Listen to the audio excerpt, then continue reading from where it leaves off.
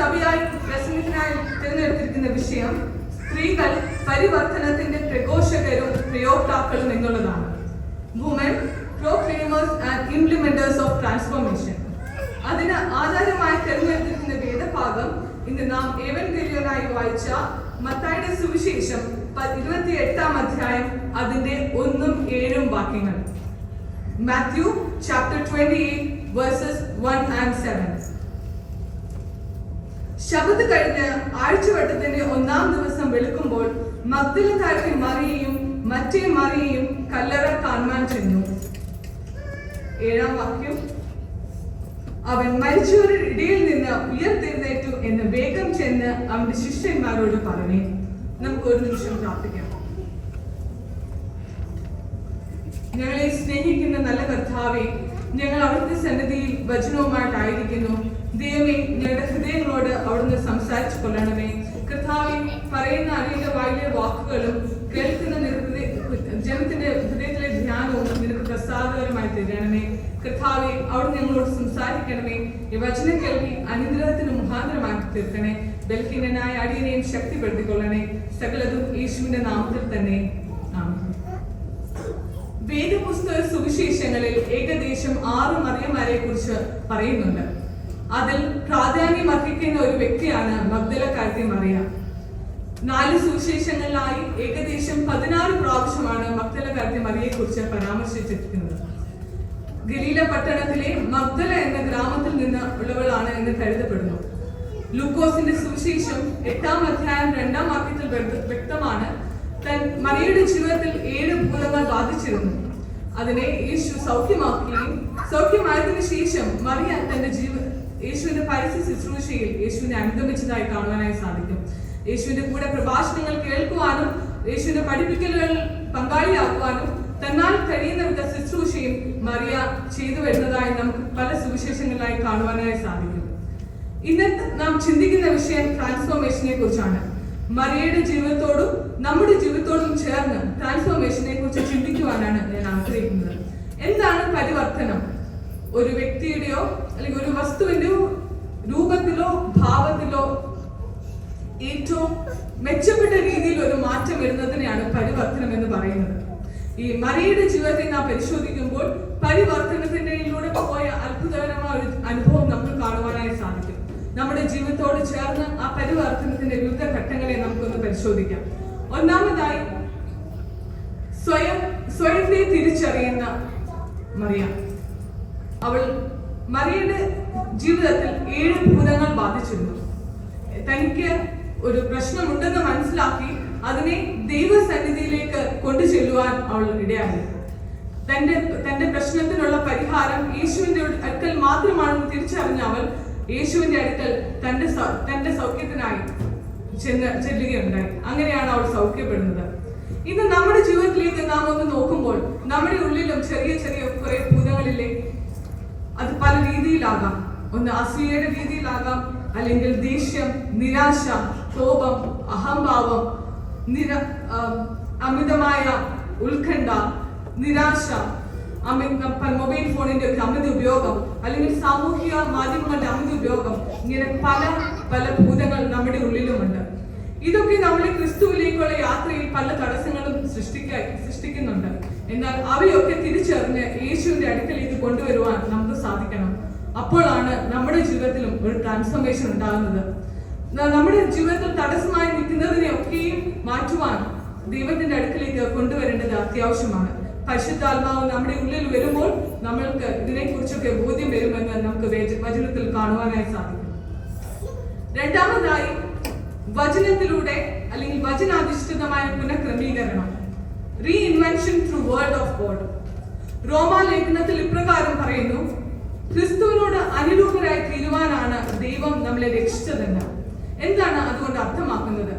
ക്രിസ്തുവിനെ പോലെ ചിന്തിക്കുവാൻ, ക്രിസ്തു പ്രാർത്ഥിച്ചതുപോലെ പ്രാർത്ഥിക്കുവാനും ക്രിസ്തു പ്രവർത്തിച്ചതുപോലെ പ്രവർത്തിക്കുവാനുമാണ് നാം ശ്രമിക്കേണ്ടത്. മഗ്ദലക്കാരത്തി മറിയയ്ക്ക് തന്റെ ജീവിതത്തെ പുനഃക്രമീകരിക്കുവാൻ അധിക അവസരങ്ങളൊന്നും ഉണ്ടായിരുന്നില്ല. എന്നാൽ അവളുടെ മുമ്പിൽ ഉണ്ടായിരുന്ന അവസരം എന്ന് പറയുന്നത് യേശുവിനോട് ചേർന്ന് യേശുവിന്റെ പഠിപ്പിക്കൽ കേട്ട് യേശുവിനെ അനുഗമിക്കുക എന്നുള്ളതായിരുന്നു, യേശുവിനെ ശുശ്രൂഷ ചെയ്യുക എന്നുള്ളതായിരുന്നു. എന്നാൽ നമ്മുടെ ജീവിതത്തിലേക്ക് കൊടുക്കുമ്പോൾ നമുക്ക് ധാരാളം അവസരങ്ങൾ ദൈവം നൽകിയിട്ടുണ്ട്. അത് പ്രാർത്ഥനകളിലൂടെ പങ്കെടുക്കുന്നതിലാകാം, അല്ലെങ്കിൽ വചന ശുശ്രൂഷകൾ കേൾക്കുന്നതിലൂടെ ആകാം, അല്ലെങ്കിൽ നമുക്ക് ധാരാളം പള്ളി ആരാധനകളിൽ നമുക്ക് സംബന്ധിക്കാനുള്ള സാഹചര്യങ്ങളുണ്ട്. എന്നാൽ നാം അതൊക്കെ പ്രയോജനപ്പെടുത്താറുണ്ടോ? വചനത്തോട് ചേർന്ന് നമ്മുടെ ജീവിതത്തെ ഒന്ന് പുനഃക്രമീകരിക്കാൻ നമുക്ക് സാധിക്കണം. അപ്പോഴാണ് ദൈവം നമ്മുടെ കുറവുകളെ നമ്മുടെ മുമ്പിൽ കാണിച്ചു തരുന്നത്. അവയൊക്കെ ഒന്ന് പുനഃക്രമീകരിക്കുവാൻ നമുക്ക് സാധിക്കണം. ചിലപ്പോൾ നമ്മുടെ വാക്കായിരിക്കാം, അല്ലെങ്കിൽ നമ്മുടെ ചിന്തകളായിരിക്കാം, അല്ലെങ്കിൽ നമ്മുടെ പ്രവർത്തനങ്ങളായിരിക്കാം നാം പുനഃക്രമീകരിക്കേണ്ടത്. കൊരിന്ത്യലേഖനത്തിൽ ഇപ്രകാരം പറയുന്നു, ഒരുവൻ ക്രിസ്തുവിലായാൽ അവൻ പുതിയ സൃഷ്ടിയാകുന്നു, പഴയത് കഴിഞ്ഞുപോയി, സകലതും പുതുതായി തീർന്നിരിക്കുന്നു.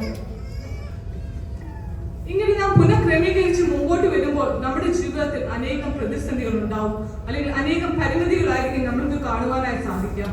അപ്പോൾ പരിവർത്തനത്തിന്റെ അടുത്ത ഘട്ടം എന്ന് പറയുന്നത് നമ്മുടെ പ്രതിസന്ധികളോട് പ്രതികരിച്ച് ദൈവവിളിയോട് എപ്രകാരമാണ് നാം പ്രതികരിക്കേണ്ടത്. Responding to God's word. മറിയയുടെ ജീവിതത്തിൽ നാം പരിശോധിച്ചു കഴിഞ്ഞാൽ പരിമിതികളുടെ ഒരു ഘോഷയാത്രയാണ് നമുക്ക് കാണുവാനായി സാധിക്കുന്നത്. സ്ത്രീ എന്ന പരിമിതി. അന്നത്തെ സമൂഹത്തിൽ സ്ത്രീകൾക്ക് യാതൊരു പരിഗണനയും ലഭിച്ചിരുന്നില്ല.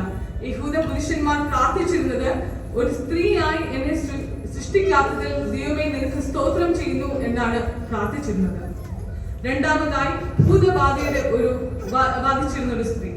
അന്ന് ശാരീരികമായോ മാനസികമായോ സുഖപ്പെടാത്ത പല അസുഖങ്ങളെയും ഭൂതബാധയായാണ് കണ്ടിരിക്കുന്നത്. സുവിശേഷ ഭാഗങ്ങളിലൂടെ നാം പരിശോധിക്കുമ്പോൾ അങ്ങനെ ഭൂതബാധയുള്ളവരെയൊക്കെ സമൂഹത്തിൽ നിന്ന് അകറ്റി നിർത്തിയതായി കാണുവാനായി സാധിക്കും. സ്വന്തക്കാരിൽ നിന്നും സമൂഹത്തിൽ നിന്നും അകന്ന ഒരവസ്ഥ. എന്നാൽ ഇതൊക്കെ മറികടന്ന് ഇതിനൊക്കെ ഒരു സൗഖ്യം ലഭിച്ചു കഴിഞ്ഞപ്പോൾ അവൾ യേശുവിനെ അനുഗമിച്ചു. എന്നാൽ എല്ലാ ശിഷ്യന്മാരും ഓടി മാറിയപ്പോൾ യേശുവിന്റെ ക്രൂശിനരികെ അമ്മയായ മറിയയോടൊപ്പം മഗ്ദലക്കാരത്തി മറിയയും ഉണ്ടായിരുന്നു. യേശുവിനെ കല്ലറയ്ക്കൽ അടക്കിയപ്പോഴും മറിയ ദൂരത്ത് നിന്ന് നോക്കിക്കൊണ്ടിരുന്നുവെന്ന് നമുക്ക് കാണുവാൻ സാധിക്കും. ഇതിനുശേഷം ആഴ്ചവെടുത്തിന്റെ 1-ാം നാൾ യേശുവിന്റെ ശവശരീരം വെച്ച് കല്ലറയ്ക്കലേക്ക് പോകുമ്പോഴും മറിയയുടെ മുമ്പിൽ പരിമിതികൾ മാത്രമായിരുന്നു, അല്ലെങ്കിൽ പ്രതിസന്ധികൾ മാത്രമായിരുന്നു ഉണ്ടായിരുന്നത്. ഇരുട്ടിന്റെ പ്രതിസന്ധി, റോമ പട്ടാളത്തിന്റെ കാവലിന്റെ പ്രതിസന്ധി, അതുപോലെ കുറ്റക്കാരനായി ചുമത്തപ്പെട്ട ഒരാളുടെ കല്ലറയ്ക്കലേക്കാണ് പോകുന്നത്. രണ്ടാമതായി കല്ലറയ്ക്കൽ വെച്ചിരുന്ന വലിയ കല്ല് അവളും കണ്ടതാണ്. എന്നാൽ ഈ പ്രതിസന്ധികളിൽ ഒന്നും വകവെക്കാതെ മറിയ ആഴ്ചവട്ടത്തിന് 1-ാം നാൾ രാവിലെ കല്ലറയ്ക്കലേക്ക് പോകുമ്പോൾ നമുക്ക് കാണുവാനായി സാധിക്കും പ്രതിസന്ധികളിൽ തളരാത്ത ഒരു സ്ത്രീ വ്യക്തിത്വത്തെ കുറിച്ച്. അന്ന് അവളെ കൊണ്ട് കഴിയുന്നത് യേശുവിന്റെ കല്ലറയ്ക്കൽ പോവുക എന്നുള്ളതായിരുന്നു. ഈ ചലഞ്ചസിന്റെ മധ്യത്തിലും അവൾ തന്നെ കൊണ്ട് കഴിയുന്ന ആദ്യത്തെ സ്റ്റെപ്പ് എടുത്തു. അപ്പോൾ എന്താണ് അവൾക്ക് ലഭിച്ചത്? ഉയർത്തെഴുന്നേറ്റ തേജസ്സുള്ള യേശുവിനെ ആദ്യമായി ദർശിക്കുവാനുള്ള ഭാഗ്യമാണ്. ആദ്യത്തെ മിഷണറി എന്ന പദവിയാണ്. യേശു മരിച്ചവരുടെ ഇടയിൽ നിന്ന് ഉയർത്തെഴുന്നേറ്റു എന്ന് കേൾക്കാനുള്ള സൽപ്രധാനം കേൾക്കാനുള്ള ഭാഗ്യമാണ്. ഇത് തന്നെയാണ് പ്രിയമുള്ളവരെ ദൈവം നമ്മളെ കുറിച്ചും ആഗ്രഹിക്കുന്നത്. ബൈബിൾ ഉടനീളം പരിശോധിച്ചു കഴിഞ്ഞാൽ പരിമിതികളും പ്രതിസന്ധികളിലൂടെ കടന്നു പോകുന്ന അനേകരെ ദൈവം തന്റെ ദൈവവേല പ്രവർത്തിക്കായി ഉപയോഗിക്കുന്നത് കാണുവാനായി സാധിക്കും. ഒന്നാമതായി യോശുവ അയച്ച ഒറ്റുകാരെ രക്ഷിച്ചത് രാഹാബ് എന്ന വേശ്യയാണ്. സമൂഹത്തിൽ ഏറ്റവും തള്ളപ്പെട്ട ഒരു തൊഴിൽ ചെയ്തിരുന്ന വ്യക്തി. എന്നാൽ ദൈവം അവളുടെ ജീവിതത്തിൽ പ്രവർത്തിച്ചപ്പോൾ അവളെ അത്ഭുതകരമായി ട്രാൻസ്ഫോം ചെയ്തതായി നമുക്ക് കാണുവാൻ സാധിക്കും. അവളിലൂടെ അവളുടെ കുടുംബം രക്ഷിക്കപ്പെട്ടതായി കാണുവാനായി സാധിക്കും. ദാവീദ് രാജാവിന്റെ വംശാവലിയിൽ ഇടം നേടുവാൻ ഇടയായി. രണ്ടാമതായി യഹൂദ ജനത്തിന്റെ വീണ്ടെടുപ്പിനായി ഹാമാന്റെ കയ്യിൽ നിന്ന് യഹൂദ ജനത്തെ രക്ഷിക്കുവാനായി ദൈവം തിരഞ്ഞെടുത്തത് എസ്തർ എന്നൊരു സാധാരണ അനാഥ പെൺകുട്ടിയാണ്. നാം ഇന്ന് പാഠഭാഗമായി വായിച്ചു കേട്ട ദെബോരയെ കുറിച്ച്. ഇസ്രായേൽ മക്കളെ സീസറയുടെ കയ്യിൽ നിന്ന് രക്ഷിക്കുവാനായി ദൈവം തിരഞ്ഞെടുത്തത് വളരെ സാധാരണക്കാരിയായ ദെബോര എന്ന ന്യായാധിപതിയാണ്. നാം നമ്മിലോട്ടൊന്ന് നോക്കിക്കുകയും നമുക്ക് പ്രത്യേകിച്ച് യാതൊരു മേന്മകളും പറയാനുണ്ടാവില്ല. നമ്മുടെ മുമ്പിൽ പരിമിതികളും പ്രതിസന്ധികളും മാത്രമായിരിക്കും ഉള്ളത്. എന്നാൽ നമ്മളെ ദൈവത്തിന്റെ കരങ്ങളിലേക്ക് ഒന്ന് ഏൽപ്പിച്ചു കൊടുക്കുമ്പോൾ അത്ഭുതകരമായ ദൈവം നമ്മളെ ട്രാൻസ്ഫോം ചെയ്യും. നമ്മുടെ എന്താണോ പരിമിതി എന്ന് നാം സ്വയം മനസ്സിലാക്കി ദൈവസന്നിധിയിൽ ഏൽപ്പിക്കുമ്പോൾ ദൈവം നമ്മളെ രൂപാന്തരപ്പെടുത്തും. എന്താണ് നമുക്ക് ചെയ്യുവാനായി സാധിക്കുക? ഒന്നാമതായി സാക്ഷ്യമുള്ള ഒരു ജീവിതം നയിക്കുവാൻ സാധിക്കണം. നാം വ്യക്തി ജീവിതത്തിൽ, നമ്മുടെ ജോലി മേഖലകളിൽ, നമ്മുടെ പ്രാർത്ഥനാ ഗ്രൂപ്പിൽ അല്ലെങ്കിൽ നമ്മുടെ ഇടവകയിൽ നമുക്ക് സാക്ഷ്യമുള്ള ഒരു ജീവിതം നയിക്കുവാൻ സാധിക്കണം. അശരണരെയും തള്ളപ്പെട്ടവരെയും ചേർത്ത് നിൽക്കുവാൻ, തകർന്നുപോയവരെ ഒരു ഉൾക്കൊള്ളുവാൻ നമുക്ക് സാധിക്കണം. ഈ സുവിശേഷങ്ങളിൽ പറയുന്നു, ഈ ഒരു ചെറിയ ഒരുത്തന് ചെയ്തത് നിങ്ങൾ എനിക്കാവുന്നു ചെയ്തത്. മറ്റുള്ളവർക്ക് വേണ്ടി ഒന്ന് പ്രാർത്ഥിക്കുവാൻ, മറ്റുള്ളവരെ ഒന്ന് ചേർത്ത് നിൽക്കുവാൻ നമുക്ക് സാധിക്കുമ്പോൾ ദൈവം നമ്മുടെ ജീവിതത്തെയും ട്രാൻസ്ഫോം ചെയ്യും. രണ്ടാമതായി, അനുഗ്രഹമുള്ള ക്രിസ്തീയ വിശ്വാസമുള്ള തലമുറയെ വാർത്തെടുക്കുവാൻ നമുക്ക് സാധിക്കണം. നമ്മുടെ കുഞ്ഞുങ്ങൾ വളരെ വെല്ലുവിളികൾ നിറഞ്ഞ ഒരു ലോകത്തിലാണ് ആയിരിക്കുന്നത്. അവരെ ക്രിസ്തീയ വിശ്വാസത്തിലേക്ക് ചേർത്ത് നിർത്തണമെങ്കിൽ നമുക്ക് അവരുടെ ജീവിതത്തിൽ ചെറിയ പതിവുകൾ കൊണ്ടുവരുവാൻ സാധിക്കും. സ്ഥിരമായി പ്രാർത്ഥിക്കുന്ന ഒരു പതിവ്, കുടുംബ പ്രാർത്ഥനയുടെ ഒരു പതിവ്, വചനം വായിക്കുന്നതായ ഒരു പതിവ്, ഒരുമിച്ച് പള്ളി ആരാധനകളിൽ സംബന്ധിക്കുന്നതായ ഒരു പതിവ്, സൺഡേ സ്കൂളിലും യുവജന സഖ്യത്തിലും പങ്കെടുക്കുന്നതായ പതിവ്, ഇതൊക്കെ നമ്മൾ അവരുടെ ജീവിതത്തിൽ കഥ നൽകുമ്പോൾ അവരെ നമ്മൾ ദൈവത്തിലേക്ക് കുറച്ചുകൂടെ അടുപ്പിക്കുകയാണ് ചെയ്യുന്നത്. അങ്ങനെ ദൈവം ആക്കിയിരിക്കുന്ന അവസ്ഥയിൽ നാം എപ്രകാരം പ്രതികരിക്കുന്നു എന്നുള്ളതാണ് ഏറ്റവും ഇമ്പോർട്ടന്റ് ആയിട്ടുള്ളത്. 1902 ഇംഗ്ലണ്ടിലെ ജനിച്ച ഒരു സാധാരണ പെൺകുട്ടിയായിരുന്നു ഗ്ലാഡിസ് എൽവാർഡ്. 18ാമത്തെ വയസ്സിൽ ദൈവ ശുശ്രൂഷയ്ക്കായി തന്റെ ജീവിതം സമർപ്പിച്ചു. ആ കാലഘട്ടത്തിൽ അവൾ മനസ്സിലാക്കി ചൈനയിലെ വിവിധ സ്ഥലങ്ങളിൽ സുവിശേഷം എത്തപ്പെട്ടിട്ടില്ല എന്ന്. അങ്ങനെ ചൈനയിൽ പോയി മിഷണറി പ്രവർത്തനം ചെയ്യണമെന്ന് അതിയായ ആഗ്രഹം അവൾക്കുണ്ടായിരുന്നു. അന്ന് ചൈനയിൽ പ്രവർത്തിച്ചിരുന്ന ഇൻലാൻഡ് മിഷനിലേക്ക് തന്റെ അപേക്ഷയൊക്കെ വളരെ സന്തോഷത്തോടെ അവൾ അയച്ചു. എന്നാൽ അവയൊക്കെ റിജക്ട് ചെയ്യപ്പെട്ടു. കാരണം കാര്യമായ വിദ്യാഭ്യാസ യോഗ്യതയൊന്നും അവൾക്ക് പറയുവാനായി ഉണ്ടായിരുന്നില്ല. എങ്കിലും തന്നാലാവുന്ന വിധം അവൾ ശ്രമിച്ചുകൊണ്ടേയിരുന്നു. അപ്പോഴാണ് അവൾ അറിഞ്ഞത് അന്ന് അവിടെ വർക്ക് ചെയ്യുന്ന ഒരു ജീൻ ലോസൺ എന്ന മിഷണറിക്ക് ഒരു അസിസ്റ്റന്റിനെ ആവശ്യമുണ്ട്. അങ്ങനെ അവൾ തന്റെ അപേക്ഷ അയക്കുകയും അത് സ്വീകരിക്കുകയും ചെയ്തു. ചൈനയിലേക്ക് അവൾ യാത്ര തിരിച്ചു. എന്നാൽ വളരെ പ്രതിസന്ധികൾ നിറഞ്ഞൊരു യാത്രയായിരുന്നു. കാരണം ആ സമയത്ത് പല യുദ്ധങ്ങൾ, ചൈന റഷ്യ യുദ്ധങ്ങളൊക്കെ നടക്കുന്ന കാരണം മാസങ്ങളോളം സഞ്ചരിച്ചാണ് അവൾ അവിടെ എത്തിയത്. എന്നാൽ അവിടെ എത്തിയപ്പോൾ അവളുടെ മുമ്പിൽ പരിമിതി മാത്രമായിരുന്നു. ഭാഷ അറിയില്ല. അവൾ ജീവിച്ചിരുന്ന ജീവിത രീതിയിൽ നിന്ന് ഏറെ വ്യത്യസ്തമായ ജീവിത രീതി. എങ്കിലും അവൾ തളർന്നില്ല. അവർ രണ്ടുപേരും അവിടെ കഴിയുന്ന വിധം ദൈവത്തിന് വേണ്ടി പ്രവർത്തിച്ചു. അവരുടെ മുമ്പിൽ സുവിശേഷം പറയുവാനായി ലഭിച്ചത് അവർ നടത്തിയിരുന്ന സത്രത്തിൽ വരുന്ന ചില ആളുകളുടെ അടുക്കൽ മാത്രമായിരുന്നു. എന്നാൽ ഇതിനിടയിൽ ജീൻ ലോസൺ മരണപ്പെട്ടു. ഗ്ലാഡിസ് തികച്ചും ഒറ്റപ്പെട്ടു. എന്ത് ചെയ്യണമെന്നറിയില്ല, എവിടെ പ്രവർത്തനം തുടങ്ങണമെന്നറിയില്ല. അവൾ പ്രാർത്ഥിച്ചുകൊണ്ടേയിരുന്നു. അവളെ വൈറ്റ് ഡെവിൾസ് എന്നാണ് ആ നാട്ടുകാർ വിളിച്ചത്. എന്നാൽ ആ സമയം ഗ്ലാഡിസിനെ തേടി ഒരു ചൈനീസ് ഓഫീസർ എത്തി. അവരുടെ ആവശ്യം ഇപ്രകാരമായിരുന്നു: ഗവൺമെന്റിനോട് ചേർന്ന് ഒരു ഫുഡ് ഇൻസ്പെക്ടറായി അവൾ വർക്ക് ചെയ്യണം. എന്തിനാണ്? അന്ന് ചൈനയിൽ നിലനിന്നിരുന്ന ഒരു ദുരാചാരമായിരുന്നു ഫുഡ് ബൈൻഡിങ് എന്നുള്ളത്. അതായത് സ്ത്രീകളുടെ ചെറിയ കാലുകളാണ് സൗന്ദര്യത്തിന്റെ ലക്ഷണമായി അവിടുത്തെ ആളുകൾ കണ്ടിരുന്നത്. അത് കാരണം അമ്മമാർ പെൺകുട്ടികൾ ചെറുപ്രായത്തിൽ തന്നെ അവരുടെ കാലുകൾ കെട്ടിവെക്കും. അങ്ങനെ അനേകം കുഞ്ഞുങ്ങളുടെ കാലുകൾ ഡിഫോംഡ് ആവും, ഡിസേബിൾ ആവും. അവർ പലവിധ ഇൻഫെക്ഷൻസും പ്രതിസന്ധികളിലൂടെ വരും.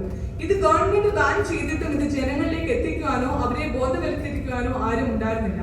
അപ്പോൾ ആ ഒരു ചുമതലയുമായാണ് ഗ്ലാഡിസിന്റെ അടുക്കൽ അവരെത്തുന്നത്. ഗ്ലാഡിസ് പറഞ്ഞു, എനിക്ക് താല്പര്യമില്ല, ഞാൻ സുവിശേഷം പറയുവാനാണ് ഇവിടെ വന്നത്. എനിക്ക് ഗവൺമെന്റിന്റെ രീതികളിലൊന്നും അല്ലെങ്കിൽ അവരുടെ ഓഫീസിലൊന്നും എനിക്ക് താല്പര്യമില്ല എന്ന് പറഞ്ഞു. എന്നാൽ നിരന്തരമായ പ്രശ്നം ലഭിച്ചപ്പോൾ അവൾ പറഞ്ഞു, ഞാൻ പോകാം, പക്ഷെ ഒരു കണ്ടീഷനിൽ. ഞാൻ പോകുന്നിടത്തൊക്കെയും യേശുവിനെ കുറിച്ച് സംസാരിക്കും, ഞാൻ സുവിശേഷം അറിയിക്കും. അതിന് നിങ്ങൾക്ക് തടസ്സമുണ്ടെങ്കിൽ പറ്റുകയില്ല, നിങ്ങൾ സമ്മതിക്കുവാണെങ്കിൽ ഞാൻ പോകാമെന്ന്. അവർക്ക് സമ്മതിക്കാതെ നിവൃത്തി ഉണ്ടായിരുന്നില്ല. ഗ്ലാഡിസ് എൽവാർഡ് എന്ന മിഷണറിയുടെ പ്രവർത്തനം അവിടെ ആരംഭിക്കുകയായിരുന്നു. അവളിലൂടെ അനേകം വില്ലേജുകളിൽ, അനേകം കുടുംബങ്ങളിൽ ദൈവവചനം പ്രസംഗിക്കപ്പെട്ടു. അനേകരെ ക്രിസ്തുവിനെ കുറിച്ച് അറിഞ്ഞു. ഗ്ലാഡിസ് തന്റെ സുവിശേഷ പ്രവർത്തനത്തെ കുറിച്ച് പറഞ്ഞ വാക്കുകൾ ഇപ്രകാരമാണ്: I was not God's first choice for what I have done in China. I don't know who it was. It must be a man, a well-educated man. I don't know what happened. Perhaps he died. Perhaps he was not willing. And God looked down and saw Gladys. And God said, well, she is willing. ഞാൻ ചൈനയിൽ ചെയ്ത പ്രവർത്തനങ്ങൾക്ക് ദൈവത്തിന്റെ ആദ്യത്തെ തെരഞ്ഞെടുപ്പ് ഞാനായിരുന്നില്ല. എനിക്കറിയില്ല അത് ആരായിരുന്നുവെന്ന്. തീർച്ചയായിട്ടും അത് വിദ്യാഭ്യാസ യോഗ്യതയുള്ള ഒരു പുരുഷനായിരിക്കാം. എന്നാൽ അവൻ വന്നില്ല, കാരണം അവൻ തയ്യാറല്ലായിരുന്നു. ആ സമയം ദൈവം താഴേക്ക് നോക്കിയപ്പോൾ ഗ്ലാഡിസിനെ കണ്ടു. ദൈവം പറഞ്ഞു, അവൾ തയ്യാറാണ്. അങ്ങനെ ഗ്ലാഡിസിലൂടെ അനേകം മിഷണറി പ്രവർത്തനങ്ങൾ ചൈനയിൽ നടന്നു. പ്രിയമുള്ളവരെ, ദൈവം നമ്മുടെ ജീവിതത്തിലും ഒരു ട്രാൻസ്ഫോർമേഷൻ വരുവാനായി ആഗ്രഹിക്കുന്നു. സ്വയം മനസ്സിലാക്കുവാൻ നാം ശ്രമിക്കണം. ജീവിതത്തെ വചനത്തിനോട് ചേർന്ന് പുനഃക്രമീകരിക്കുവാൻ നമുക്ക് സാധിക്കണം. ദൈവം നമ്മളെ ആക്കിയിരിക്കുന്ന ഇടങ്ങളിൽ ദൈവത്തിന്റെ വിളി എന്താണെന്ന് മനസ്സിലാക്കി അതിൻ പ്രകാരം പ്രവർത്തിക്കുവാൻ സാധിക്കണം. ചിലപ്പോൾ നമ്മുടെ മുമ്പിൽ പരിമിതികൾ മാത്രമായിരിക്കും. എന്നാൽ ദൈവത്തിന്റെ കൈകളിലേക്ക് ഏൽപ്പിച്ചു കൊടുക്കുമ്പോൾ ദൈവം അത്ഭുതകരമായിട്ട് നമ്മളെ ട്രാൻസ്ഫോം ചെയ്യും. നമ്മൾ തയ്യാറാണോ എന്ന് മാത്രമാണ് ദൈവം നോക്കുന്നത്. ദൈവം എപ്പോഴും നോക്കിക്കൊണ്ടിരിക്കുന്നു, ആർ യു വില്ലിംഗ്? ഈ വചനങ്ങളാൽ ദൈവം നമ്മളെ അനുഗ്രഹിക്കട്ടെ.